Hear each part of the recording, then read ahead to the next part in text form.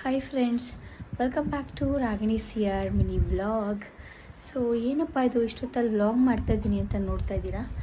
S, ನಾನು ನಿಮ್ಮೆಲ್ಲರಿಗೂ ಒಂದು ಇನ್ಫಾರ್ಮೇಷನ್ ಕೊಡಬೇಕಾಗಿತ್ತು.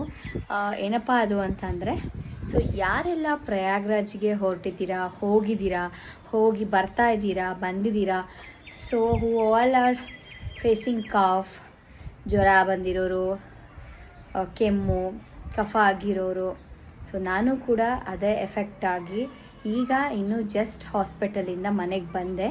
So it is H1N1 spread ಆಗ್ತಾ ಇದೆ ಅಲ್ಲಿಂದ ಬರೋರಿಗೆ. ಅಲ್ಲಿ ಹೋಗಿರೋರು ಎಲ್ಲರೂ ಸೇಫಾಗಿ ಮಾಸ್ಕ್ನ ಯೂಸ್ ಮಾಡಿ, ಓಕೆನಾ.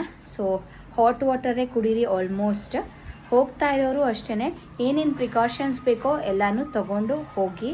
ಸೊ ನಾವು ಮಂಡೇ ಬಂದಿದ್ದು. ಮಂಡೆಯಿಂದ ಲೈಕ್ 2 days 3 days ನಾವು ಹೀಗೆ ರಜಾ ಹಾಕ್ಕೊಂಡು ಬೇರೆ ಟ್ಯಾಬ್ಲೆಟ್ ಎಲ್ಲ ತೊಗೊಂಡು ಸುಧಾರಿಸ್ಕೊತಾ ಇದ್ದೆ. ಬಟ್ ಕಂಪ್ಲೀಟ್ಲಿ ಆಗಲೇ ಇಲ್ಲ. ಇವತ್ತು ಆಫೀಸಲ್ಲಿ ಆಫ್ಟರ್ ಲಂಚ್ ಒಂಥರ ಚಳಿ, ಜ್ವರ, ಫುಲ್ ಕಾಫು, ಕೆಮ್ಮು. ಆ್ಯಕ್ಚುಲಿ ಕೆಮ್ಮಿ ಫುಲ್ ಎದೆ ಪಕ್ಕಿ ಗೂಡೆಲ್ಲ ನೋವು ಬಂದುಬಿಟ್ಟಿದೆ. ಸೊ ಯಾರೆಲ್ಲ ಸೇಮ್ ಫೇಸ್ ಮಾಡ್ತಾ ಇದ್ದೀರಾ, ಫಸ್ಟ್ ಡಾಕ್ಟರ್ನ ಕನ್ಸಲ್ಟ್ ಮಾಡಿ, ಆಯಿತಾ.